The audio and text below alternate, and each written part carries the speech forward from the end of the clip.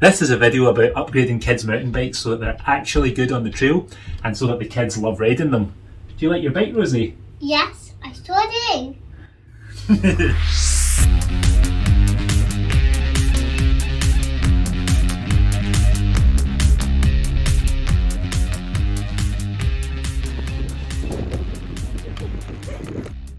So this commensal has been the subject of a couple of my other videos, and you'll see it doesn't have purple pedals on it if you've watched those videos. It's now been handed down to Scotty, my youngest, by Rosie, and she's getting this new 20-inch Marin, which has been picked up and it's had absolutely no modifications or upgrades or anything yet. So the things I'm going to do with this bike, I'm going to chuck a shorter stem on it. The stem on it there is quite long at the moment, and it basically, exaggerated motion means that you steer like this instead of like this, which is making things basically much more difficult. I mean, I do that with all my bikes. Just to case in point, here's the length of the stem on my gravel bike. Most road bikes run real long stems, and I hate that sort of a feeling, so it makes a big difference to adults or kids. Next thing I'm going to do is make sure that everything's working properly. The gears are not working properly on this bike as it is. The rear mech is quite floppy and it's touching the back rim. So because it's a kid's bike and it's a 7-speed.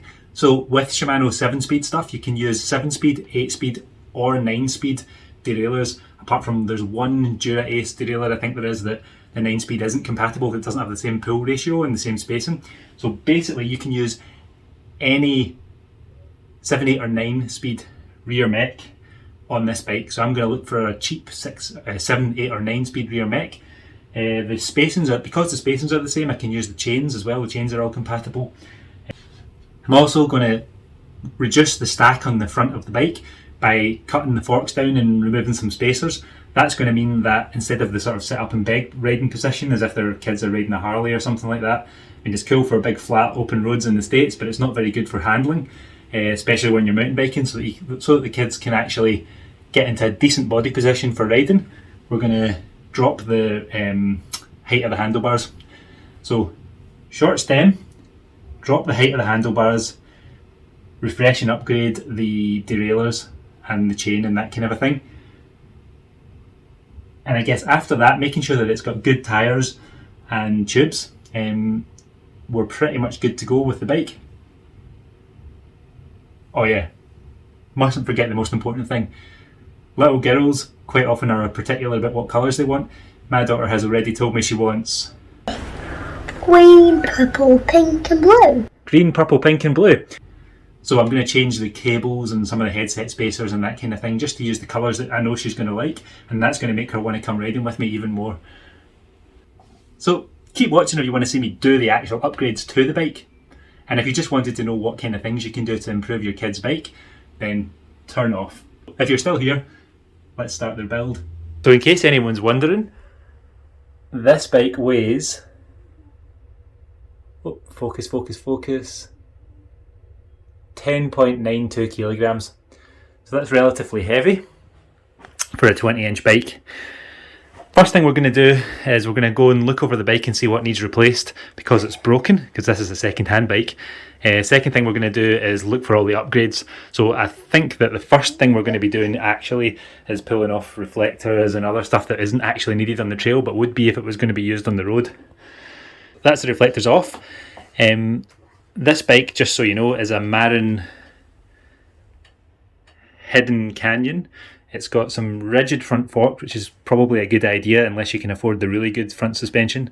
Generally, the kids' suspension isn't really up to much unless you're spending sort of $1,000 plus on the actual suspension. It's a 7-speed. It's grip shift. It's bright green. The reflectors are off. There's something else, an old reflector mount that needs to come off. And I could probably pull this plastic disc off. And there's maybe some other bits here and there as well. These grips don't look particularly awesome, so I'll pop them off. Quickly pop this off.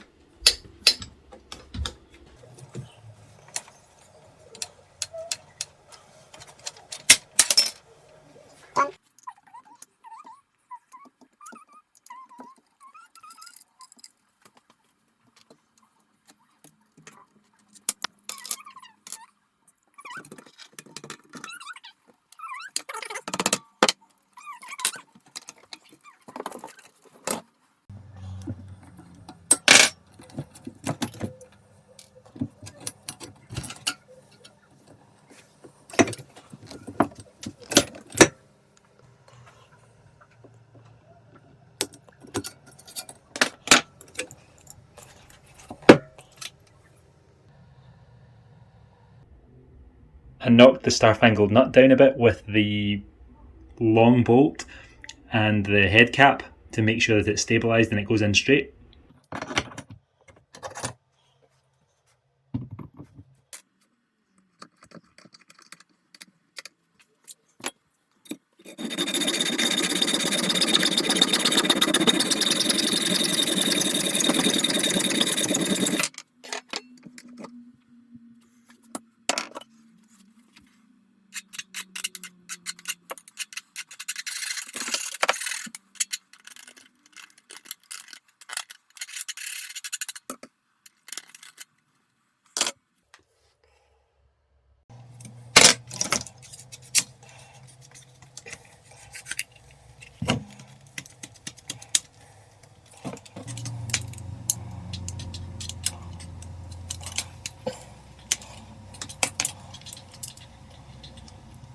Luckily I've managed to get this bolt to come undone.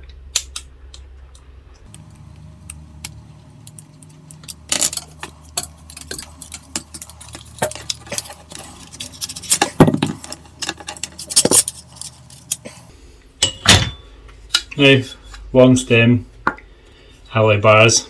I've got some better ones, so I'm going to swap this over. Like most kids' bikes, this has got an unsealed headset as standard, but unlike most kids' bikes, this is a 1.5 inch headset, so I don't actually have anything sealed and decent that I can pop in here, so I'm just going to add some grease and then it'll be good enough.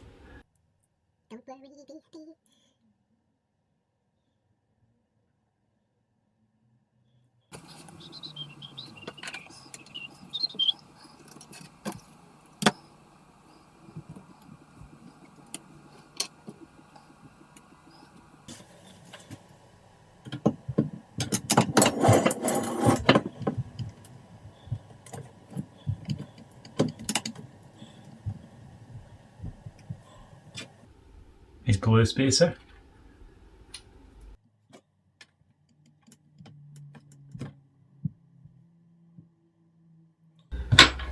Proper planning prevents piss poor performance.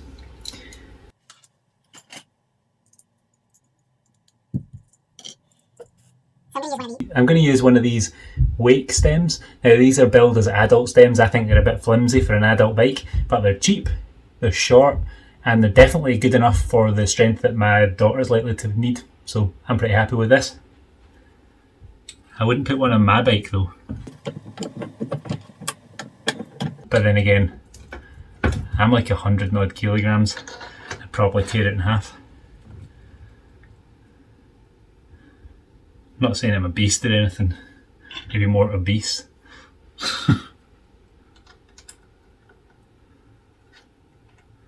We'll just nip this up so that it holds it all together.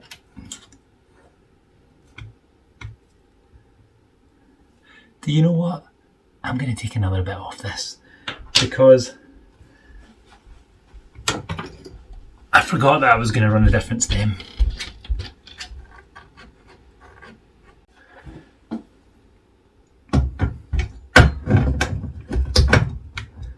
Let's pop this all back together and hope it fits.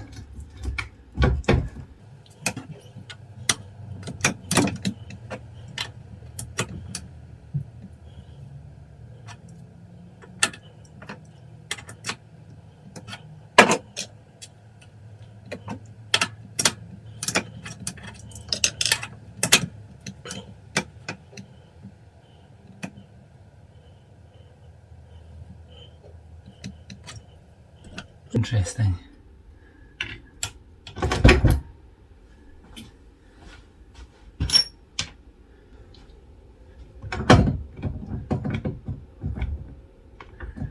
Yeah. You really want to put the whole headset assembly together before you mark it and cut it for a size. Not just part of it.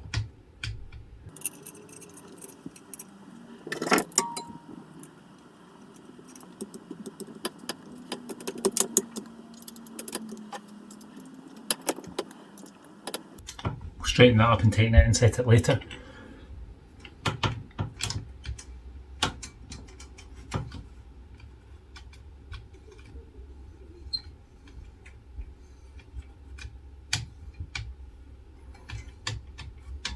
Looks like we've got a really bent disc too.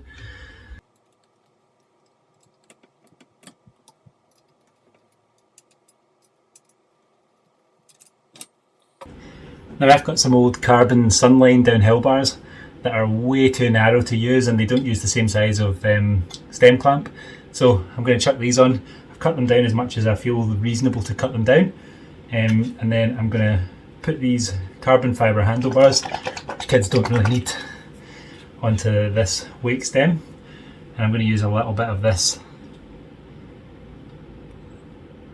Park Tool carbon compound stuff. It's a bit of grit in it. And whoops, it should mean that the bars don't slip around, hopefully. Although I do feel like I might have not mixed it up enough there and just got all the suspension fluid. Let's try again. There we go, that looks more like it. It's a bit darker and less runny, and I've used far too much.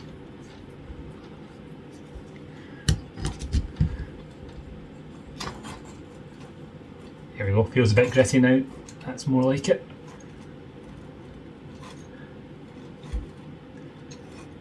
It should feel gritty because it's grit. And because it's carbon,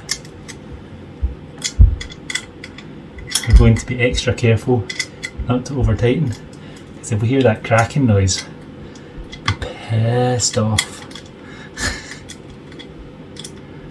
I'm going to loosen the top clamps and tighten the bottom ones a bit more to even it up, because we want this load to be shared as equally as possible because they're carbon.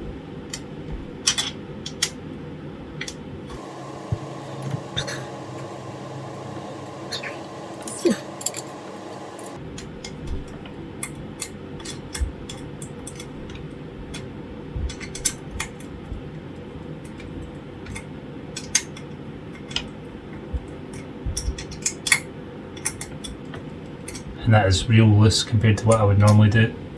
Stem bolts. I'll give it a good tug once it's ready just to make sure it doesn't move.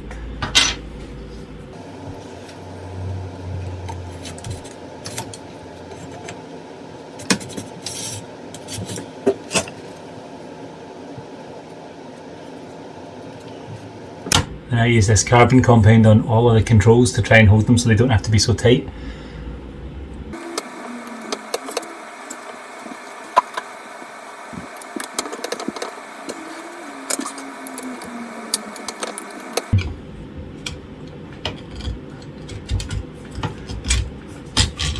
To lever this apart so I can move it without scratching anything. Oh yeah, she's probably going to want a back brake too, a front brake too.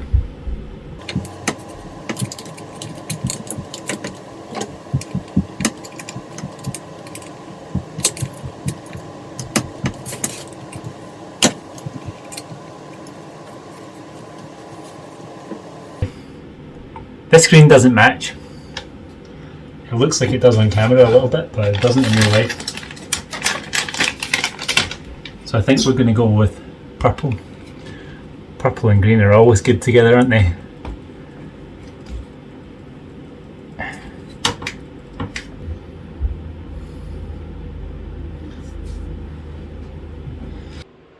Then I'm going to cut down this grip here so that we can use it with the grip shift.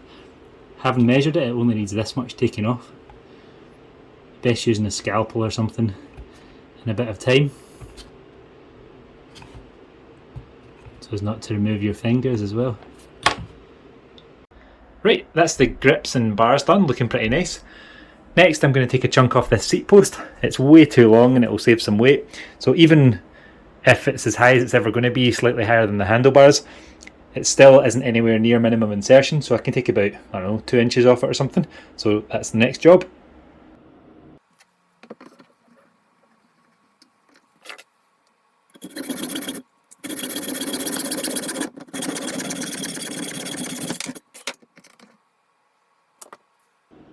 Better quickly file the sharp edges off this bad boy.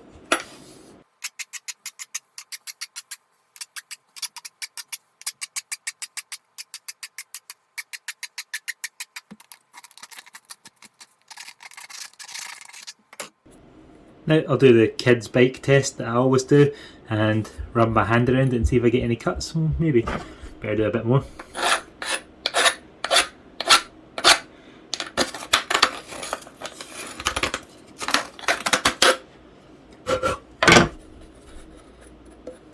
Smooth. Nice. Now I'll pop a little bit of grease in. The post can go back in the frame. It's probably going to be in its lowest position.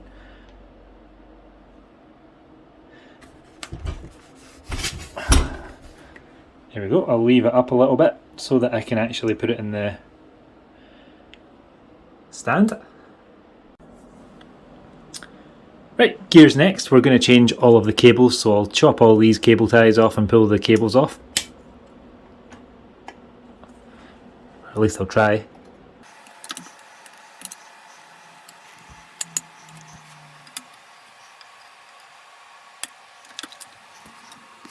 Got a sneaky one in here. Another sneaky one in here.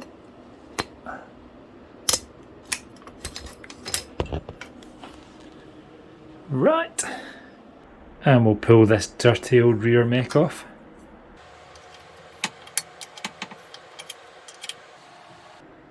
Looks like we've got a pretty bent rear mech hanger, so I'm going to have to try and straighten that a bit.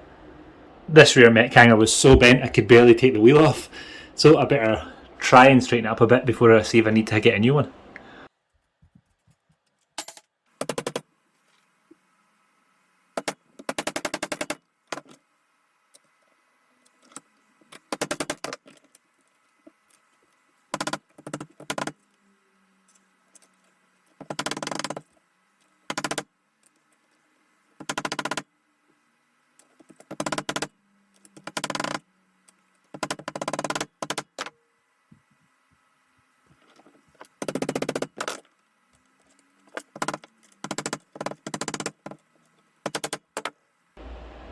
A good bit of tapping with a hammer later and the rear mech hanger actually fits within the cutout in the frame again, so that's probably going to be semi-workable, and I'll probably have to realign the bottom part of it just to make it line up with the mech and the gears, but not too bad. I've just realised this video is getting really long, so here's some cables and some pictures of the bike and stuff, and I'm going to finish this off in another video in a couple of days.